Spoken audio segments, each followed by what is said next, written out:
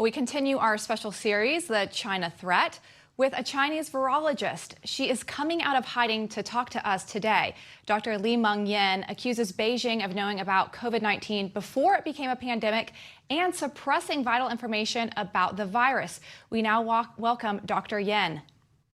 Hi, nice Good to to meet see you. you. Thank you for having me. Doctor, so two questions for you. One, are you in fear for your safety because you're speaking out? And number two, when do you think China actually knew about the virus and its potential concern for the rest of the world? Okay, so for the first question, now I'm not afraid of anything because since the time I tried to tell the truth to the world back to 17 January this year, I already know that Chinese Communist Party will try their best to make me disappear, keep me silent. But what I try to do is just to deliver more message, reveal more truth about the COVID-19 things to the world until the last moment. And now I'm in US, I'm going to tell all the things to the world in English, not only in Chinese. I'm not afraid to them at all because even I'm afraid, I still cannot be helpful. And also for So, the second question is, yes, they know quite a lot, more than you thought, more than we thought. Because from the even back to the early beginning, they already know that this is human-to-human transmission, new type of the virus happened in Wuhan, and it's not come from the Wuhan Huanan seafood market. It's not from the nature origins, not come from bat, not come from penguin, not come from different type of animals. Actually, they had the genome sequence even back to December. I mean, this is when the outbreak already happened in Wuhan. And still, they try to hide the truth and to let the people get infected, even the medical doctors, without any protection. And then they don't inform the world. So even WHO at that time has to reach to secret source, I mean me, be representative of the WHO reference lab in the University of Hong Kong to do the secret investigation to know what exactly happened in Wuhan. And also, this virus actually is the lab modified one based on the PLA discovered and owned Zhoushan bat coronavirus. There are a lot of evidence even left in the viral genome. It's like the human's fingerprint. If you check it, you will see the problem. But the China government tried their best to collaborate with WHO, with many experts, top experts, including my universities in Hong Kong's top coronavirus expert, to hide this truth and to drive people's attention to fabricated Shi Zhengli's RATG13 bat virus and later the pangolin virus. And also they try to tell world that this is something you can cure them with the new vaccine, but there is no useful drug for maybe prevention and early stage treatment, which we know hydroxychloroquine now can be used to do such function. But they try their best to stop people to know this drug and even spread the rumors about the reputation of this long-term safe drug. So there are many things. I cannot finish all these stories within one interview. Dr. Yan, are you saying that the World Health Organization hopes that the world doesn't know that hydroxychloroquine could actually help people? Yeah, I think not only WHO.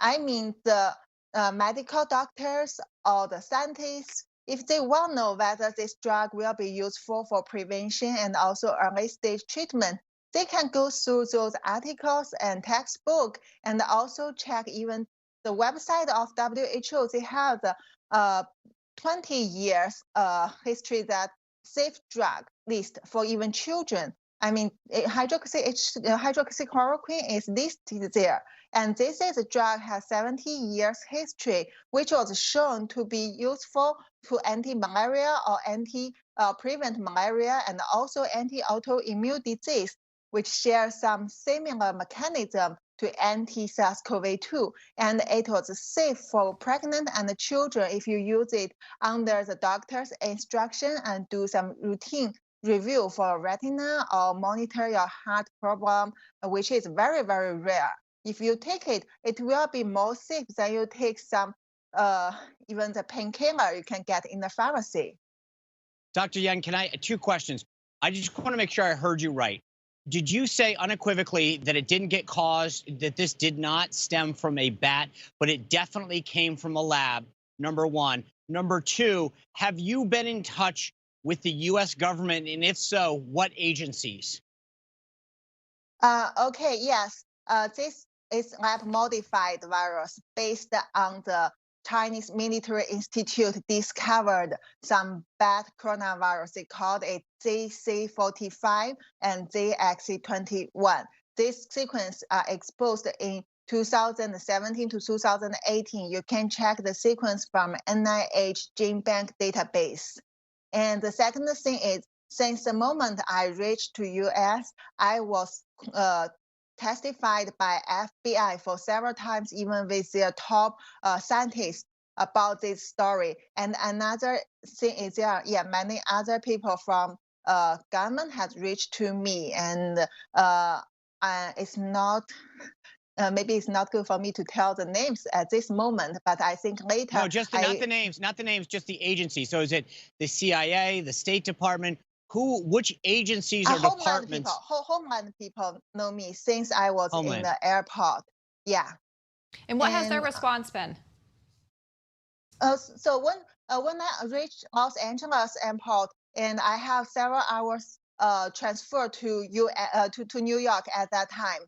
So basically, the customer office stopped me, and I told them my story, and then they bring the FBI people and also later the Homeland staffs. They come to cross-verify my evidence and listen to the story I told them about why I have to come to U.S. and what I'm going to do in U.S. And also, I introduced them hydroxychloroquine and also the other things. So they finally, after the talking and checking my evidence, although these are just a part of that because the time is not long enough, just several hours not long enough for me to tell all the story. But then they let me go and also protect me to go to checking. Have you talked to the CDC, the FDA, any of the health agencies in the United States or the Health and Human Services? Have you talked to the medical and health agencies in the U.S.? Not people from these authorities, because I came from the WHO reference lab for influenza and also new coronavirus in Hong Kong. And my supervisors, Prof. Liu Peng and also Prof. Malik Paris, they're both the top coronavirus virologists in the world. And from their response and their behavior in the pandemic, I know I cannot trust these people, and then they will sell me to Chinese Communist Party government. And I also know there are quite a lot of connection among even the high-level people in scientific world, in the authorities in U.S. and other countries. So I also can check the evidence, see how those people respond to support the nature origin theory of SARS-CoV-2 virus. And then I know which side they are on. I don't trust the people who support this theory because as experts, definitely they can see the problem between, among these things Chinese government want the people to believe. Well, Dr. Yang, I want to thank you for sharing your story with us. I want to wish you continued safety, and thank you for sharing your story with us. Thank you, Sean. Thank you. You bet. All righty. Well, up next, we're going to see how China's using its control of the global market as leverage against the United States. Stick around.